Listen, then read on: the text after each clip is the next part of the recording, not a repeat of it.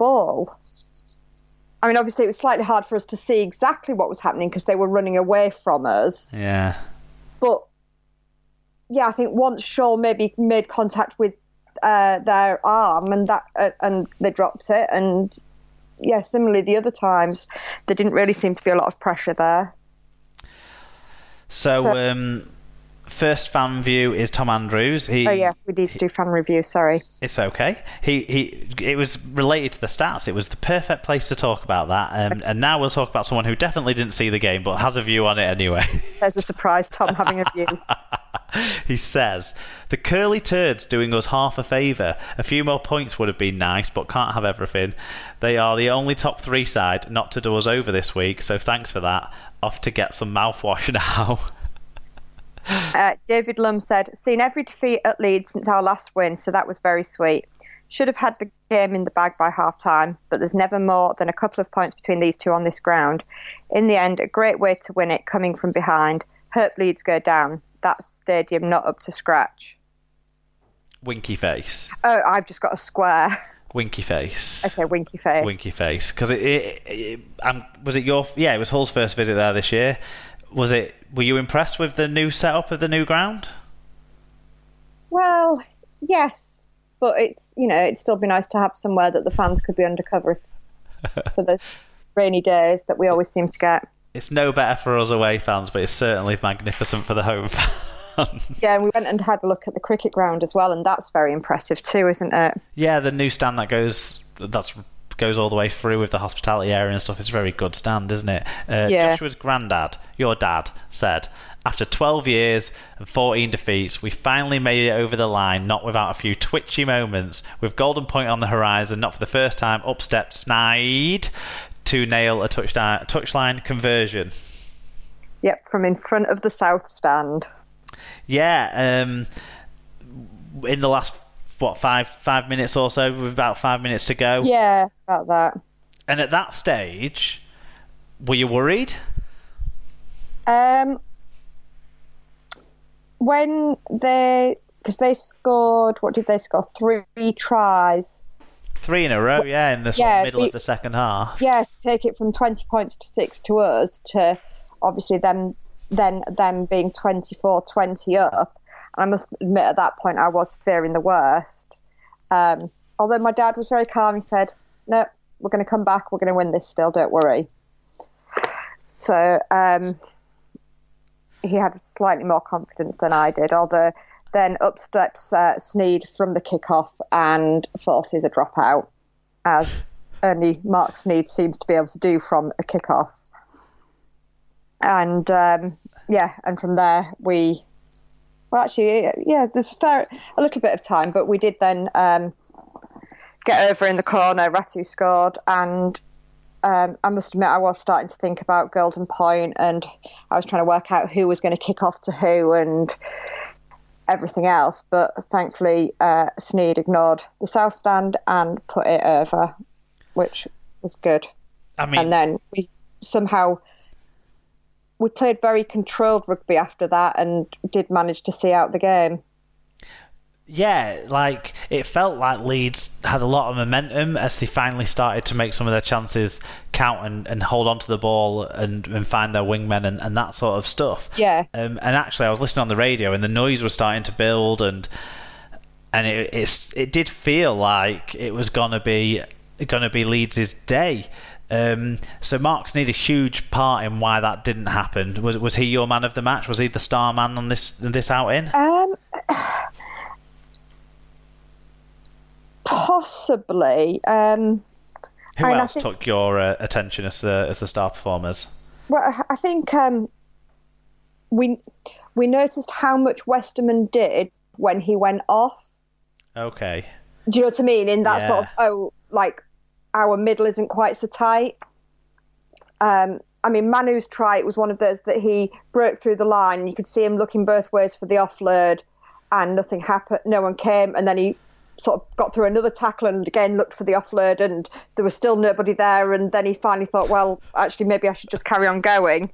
I know exactly what you mean. When I was watching the highlights of this game, I thought, where's Connor on his shoulder? Where's Tuma Barbie on his shoulder? Oh, and no, he was thinking exactly the same thing. Yeah.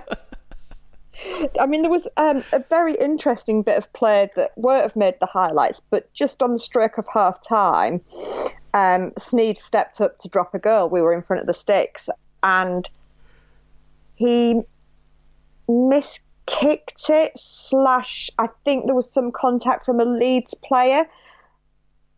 There was a challenge from a Leeds player. It went back to him. He then was completely out of position for a drop goal. So chipped it over, ran through, the bounce favoured him, so he got the bounce.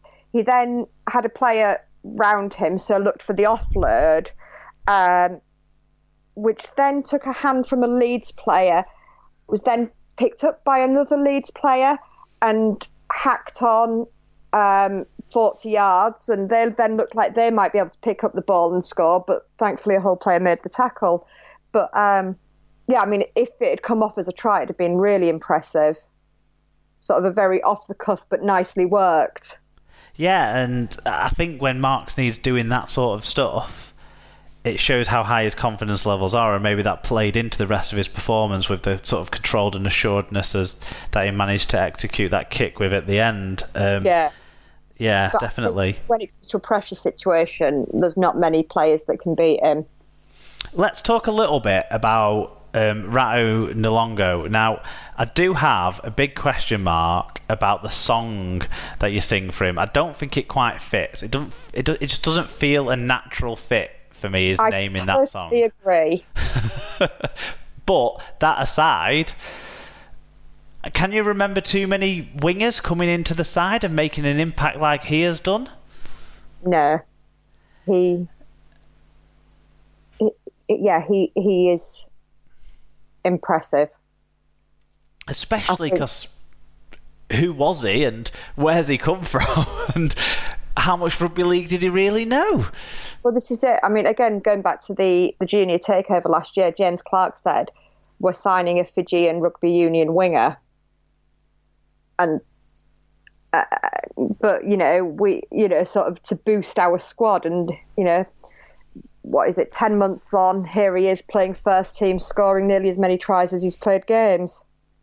It's very impressive. And I think as well, the other thing that I like about him is his defence is solid. He certainly likes a big hit. Beretta's defence, on the other hand, not so solid. But although now we're talking about Beretta Faremo,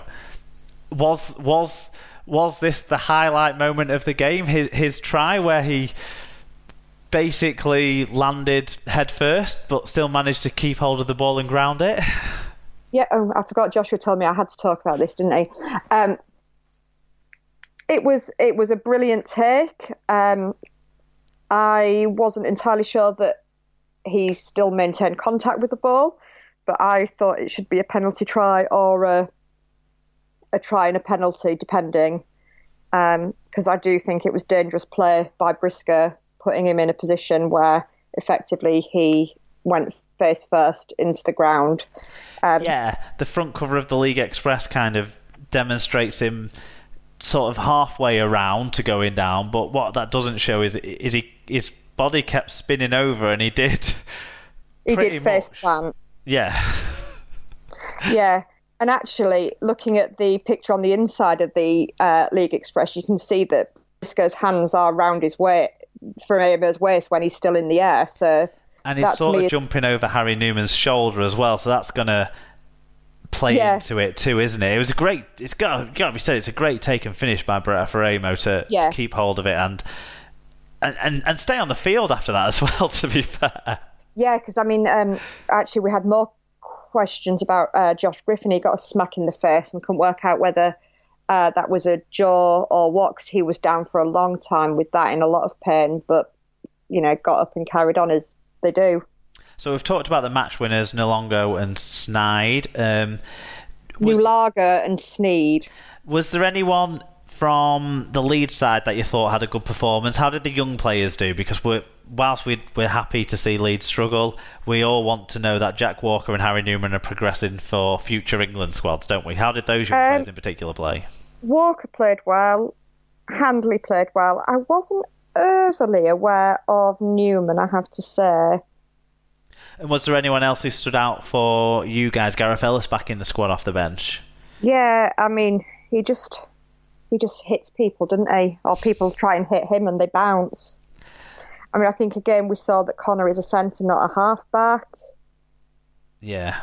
I mean, I thought for Leeds that Rob Louis was very good for them. He controlled things a lot, pulled the strings. Well, no Richie Myler, and that was seen as potentially a positive for Leeds, but obviously he was walking around the pitch before the match, and the Hull fans were shouting, "Get your kit on! Would rather you were playing." Well, it does seem like they didn't have much of a combination though, Louis and Sutcliffe. It does feel like Leeds struggled to put plays on, whereas although Jake Connor, is better in the centres at the moment, he still understands the plays, and him and Snead have a relationship still, so you're able to put the plays on, aren't you, which benefits you. And how fat is Trent Merrin?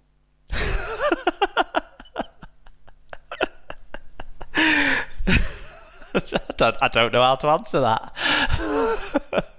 I'm sorry, he doesn't look like he should be on a rugby pitch at first team level. Maybe playing for some pub team or something, but yeah. I think that's an excellent way to finish talking about this game. Shall we move on to the most controversial, arguably, game of the week? Yes. London hosted St Helens, and this game finished 32-12 to the hosts. It was only 14-6 to London at half-time. 2,087 were there. Tom Grant was the referee. In terms of the stats, I didn't get really much time to put these ones together during my lunch break. So London made 6 more breaks and made 4 fewer errors, so that explains why they won. Individually, Rhys Williams 7 tackle busts, 204 metres. Kieran Dixon 168 metres. Elliot Keir 1 try assist, 9 tackle busts, 131 metres and 2 clean breaks. And Luke Yates 1 try and 44 tackles. Basically, the players that have been doing it for London all year. For the losing St Helens side, Jack Wellesby continues to impress in dispatches. 1 try assist, 6 tackle busts, 148 metres and 2 clean breaks for him. James Bentley 46 tackles, 13 of which were marker tackles, and Matty Lees worked hard as well. 41 tackles, 12 of which were marker tackles. Louis McCarthy Scarsbrook 1 try, 7 tackle busts, 120 metres, 4 successful offloads. And Tom Andrews got in touch to say, Super League club beat reserve squad again. Can't blame them for resting so many players when they have a part-time championship club next week. No disrespect to London, can only play what's in front of you, but still think it stinks. Paul Chamberlain said, I can only imagine the beef at Saints playing their reserves, but bollocks to it. When other sides are tapping players mid-season and are swapping players left and right to stay up, they can all shut up about it being an unfair playing field. Ward clearly targets specific games and generally wins them. Excellent coaching and tactics, something the other moaning fucks could learn from. Bruiser664 says, nice result from London. Shame about what it could mean for Leeds.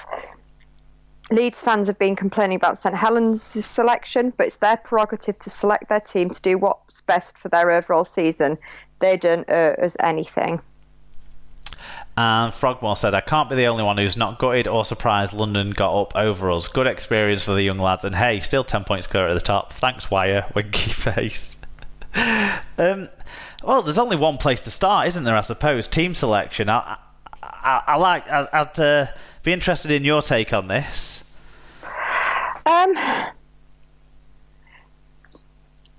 I'm caught in about 3 different minds. Firstly, I think it shows that St Helens have some respect for the Cup, because they could have put out a full-strength team against London and said, that's Super League, that's important, we're only playing Halifax next week, so we're going to play our kids. Yeah, we've seen them choke in semi-finals, haven't we? We need to focus on not choking. I know, but even still. No, I know, I just wanted to mention that they choke in semi-finals, to be honest, Sarah. I thought you maybe did. But, I mean, I think, wasn't it only that there was something like only 2 debutants actually in the squad? There was three. There was three young debutants in the squad. Two off the bench and one starting in the centres. Yeah, so it's not like they've played their entire reserves team.